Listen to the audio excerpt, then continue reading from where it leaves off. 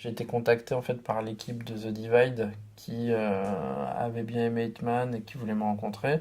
Au début, je lis le script et je leur dis ouais, tel quel, je le fais pas, mais on réécrit. Et là, cette fois-ci, j'ai voulu m'impliquer à l'écriture avec un scénariste qui est Aaron Shin. Et on a passé de fin 2008, non, de fin 2009 à début 2010 à réécrire le film. En même temps, on cherchait le financement. Et on a tourné printemps 2010 en fait. Et c'était une super expérience. C'était une galère absolue, mais c'est beaucoup plus galère que Frontier et Hitman. Parce que bah, film indépendant, donc totale liberté de faire ce que je voulais, plus de liberté que sur Frontière, parce qu'il n'y avait pas ces histoires de distribution sur le film, on n'avait pas encore de distributeur en fait sur The Divide, donc tu fais ton film tel que tu l'envisages. Et derrière, juste des problèmes de thunes. C'est-à-dire, là, tu te confrontes réellement au problème de financement d'un film indé. C'est-à-dire que l'argent, bah, le financement est fragile, tu peux perdre des partenaires financiers à tout moment, même quand tu es en tournage. Donc tu sais pas si ton film tu vas le finir, et au jour le jour, le film peut s'arrêter. Et tu le fais avec cette épée de Damoclès au-dessus de la tête, et là, tu as vraiment l'impression du financement. Un jour, tu demandes un Steadicam, mais tu sais que ton producteur, il a vraiment pas l'argent. Tu sais que ton prod, il a vraiment mouillé la chemise pour garder le studio avec le décor dedans parce on a perdu l'argent de tout le film à une semaine du tournage. J'avais déjà une partie des acteurs qui étaient sur place, donc tu renvoies tout le monde chez eux. Les acteurs partent sur d'autres films. Au début, c'était Melissa George qui devait faire le personnage de Lorraine Germain. Raphaël Personnaz devait jouer dans le film. Il faisait le personnage du français.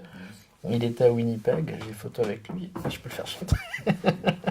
Et, et finalement, bah, il avait fait La Princesse de Montpensier, et comme il présentait le film à Cannes, il n'a pas pu faire le film parce que c'était trop décalé en fait. Et pareil, on avait plein, on avait Sean William Scott qui devait le faire, finalement qui a été remplacé par Milo Ventimiglia. Donc c'était un film différent en fait. Et je pense qu'au final, on a gagné avec ce casting parce que tu vois, Rosanna Arquette était au début, après elle est partie, puis après elle est revenue. Enfin, non, c'était vraiment une galère, mais c'est une des plus belles aventures de cinéma que j'ai eues parce que il y a une vraie, on a vraiment fédéré quelque chose. Tu vois, tu traverses tellement une épreuve, autant pour le producteur que l'équipe, que les acteurs, que bah, tout le monde était soudé après en fait. Tu vois, c'était comme une vraie famille et on a vraiment vécu un truc incroyable en fait. Autant humainement que professionnellement, il y a eu un vrai changement après. Le film, il a pas été acheté très cher en France, mais il aurait coûté beaucoup en termes de publicité. Et donc le distributeur n'étant pas sûr de pouvoir avoir le retour sur l'investissement en termes de distribution, prend pas le risque de faire une sortie salle. Et moi, j'ai vraiment essayé de batailler pour l'avoir, mais c'était impossible.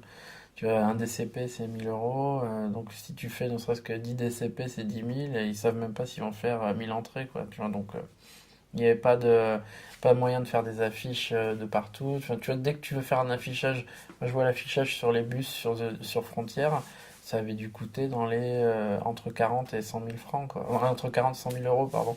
Et déjà, ça, c'est beaucoup d'argent que Paris, hein, tu vois, donc sur toute la France et tout, c'est l'idéal, ça aurait été de faire une tournée, en fait, de faire une tournée comme ils ont fait sur Donoma, d'accompagner le film de ville en ville, un peu comme des saltimbanques, et de dire ouais, ce soir, venez voir Michael Bean en train de se faire violer avec les haricots.